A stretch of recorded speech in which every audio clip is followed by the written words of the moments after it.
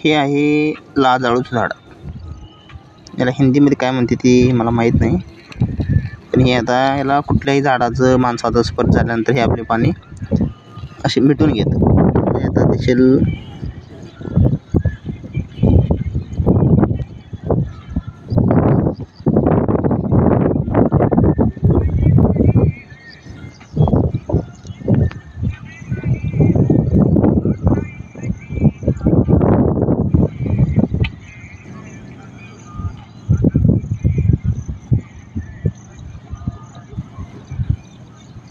आपले संपूर्ण पानं मिटून घेतं आणि ज्यावेळेस त्याला वाटलं की आपली आता सुखरूप आहे आपण, त्यावेळेस हे नंतर पानं लाजाळू लाजतंय मुलीगत.